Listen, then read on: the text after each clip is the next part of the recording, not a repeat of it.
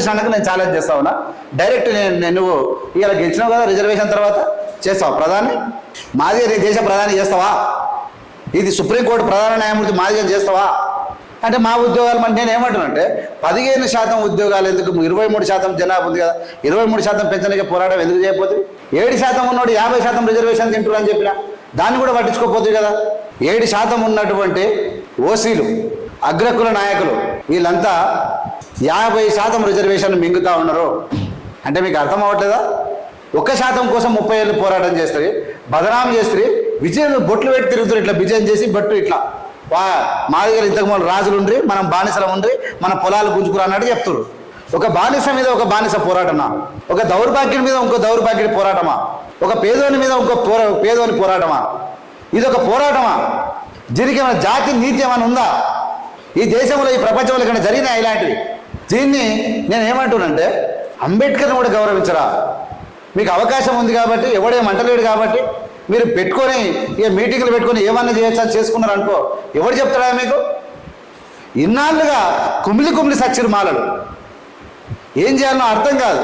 చెప్పాలి ఏ మాదిగా దండోరా, చేయకపోతే మీ సంగతి చూస్తాం. ఇక చంద్రబాబు నాయుడు ఇట్లా ఉత్తానే ఎలక్షన్ల ముందే వైఎస్ రాజశేఖర్ రెడ్డి, కిరణ్ కుమార్ రెడ్డి నువ్వు ఏబీసీలు వర్గీకరణ చేయకపోతే నీ అంత చూస్తాం, ఓడిస్తాం. ఇది బెదిరింపులు, నీ అంత చూస్తాం, ఓడిస్తాం. అంబేద్కర్ అయితే, రాజ్యాంగాన్ని రాసిన అంబేద్కర్ అయితే విడదీసడానికి వీడెవడా? ఈ దేశంలో వర్గీకరణ జరగాలంటే దళితులందరూ కలిసి చేసుకోవాలి. కలుపు దమ్ముంటే దళితులందరూ కూర్చుని పెట్టి ఒక తన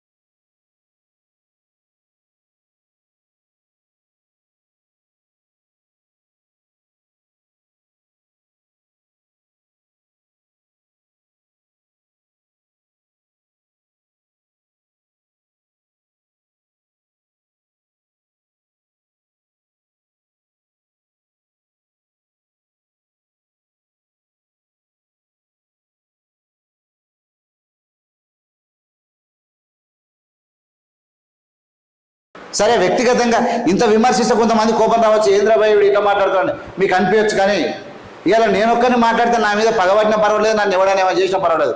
కానీ 30 ఏళ్ళుగా మాలలో మందకృష్ణ సూటిపోటి మాటలతోటి ఈ దేశంలో ఉన్నటువంటి మాలల మీద కచ్చలు కట్టినప్పుడు మాలలు పడ్డ అవమానం అంతా ఇంత కాదు.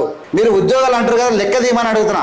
1952 నుంచి 2024 కోసం ఒకవేళ మాదిగలు మాలల కన్నా ఎక్కువ పొందకుండా ఉంటే దేశవ్యాప్తంగా చెప్తున్నాం. తెలంగాణలో అయితే 20% ఎక్కువ తిన్నారు మాదిగలు. ఎంత? 20%.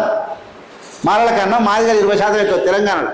ఇలాంటప్పుడు తెలంగాణ మాదిగలు మంచి అవకాశం ఉంది, మేము బాగుపడుతుంటే నువ్వేందుకు వచ్చామని చెప్పి మందకృష్ణకు ఉల్టా అవుతారు తప్ప ఎక్కడ కూడా వాళ్ళు నెత్తినెత్తుకున్నటువంటి కార్యక్రమం ఏమీ జరగదు.